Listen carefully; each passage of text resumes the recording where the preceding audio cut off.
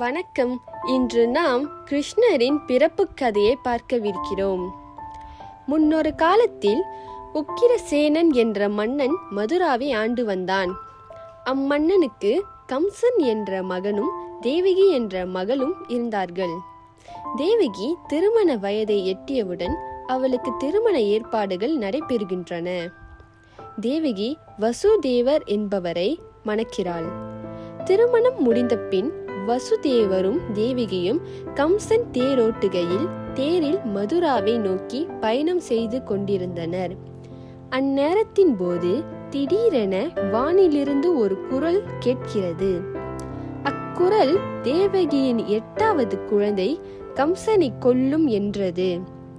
இதனை கேட்ட கம்சன் மிகுந்த கோபம் அடைந்தான். கோபமான கம்சன் தனது வாளை எடுத்து தேவகியை கொல்லத் துணிந்தான். அதனை தடுத்த வசுதேவர் தனக்கு பிறக்கும் அனைத்து குழந்தைகளையும் கம்சனிடம் ஒப்படைத்து விடுவதாக வாக்கு கொடுக்கிறார். கம்சன் இருவரையும் மதுராவிற்கு அழைத்து சென்று சிறையில் அடைக்கிறான். சிறிது காலத்திற்கு பிறகு அவர்களுக்கு முதல் குழந்தை பிறக்கிறது. இச்செய்தியை அறிந்த கம்சன் சிறைசாலைக்கு விரைந்து சென்று அக்குழந்தையை கொன்றான்.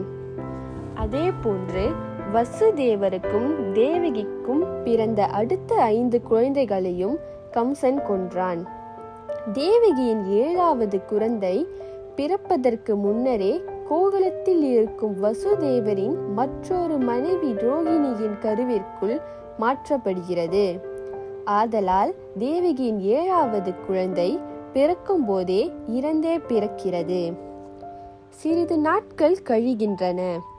பின்பொரு நாள் பகவான் விஷ்ணுவே வசுதேவரும் மற்றும் தேவகியின் முன் தோன்றுகிறார். பகவான் விஷ்ணு, நான் தான் உங்களின் 8வது குழந்தையாக பிறப்பேன் என்றும் அக்குழந்தையை தாங்கள் கோகுலத்தில் இருக்கும் நந்தனின் குழந்தையுடன் மாற்றி வைக்க வேண்டும் என்றும் கூறி மறைந்தார். அதேபோல் வசுதேவருக்கும் தேவகிக்கும் 8வது குழந்தையாக கிருஷ்ணர் பிறக்கிறார். அவர் பிறந்த அக்கணமே சிறைச்சாலையின் பூட்டு திறந்து கொள்வதோடு சிறை காவலர்களும் மயக்கமடைகின்றனர்.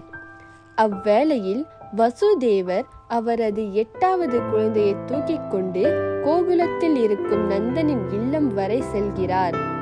பிறகு வசுதேவர் நந்தனுக்கும் யசோதைக்கும் பிறந்திருந்த பெண் குழந்தையை தனது ஆண் குழந்தையுடன் மாற்றிக்கொண்டு அப்பெண் குழந்தையுடன் சிறைச்சாலைக்கு திரும்புகிறார். அவர் சிறைச்சாலையை வந்தடைந்தவுடன் சிறையின் பூட்டு மீண்டும் பூட்டப்பட்டு சிறையின் காவலர்களும் மயக்கம் தெளிந்தனர்.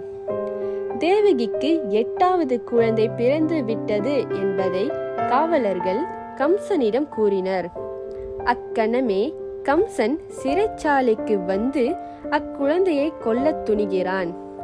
அப்பொழுது அப்பெண் குழந்தை துர்கா தேவி உருவெடுத்து, உன்னை கொல்லக்கூடிய தேவகியின் 8வது ஆண் குழந்தை கோகுலத்தில் பாதுகாப்பாக வளர்கிறான் என்று கூறி மறைந்தது.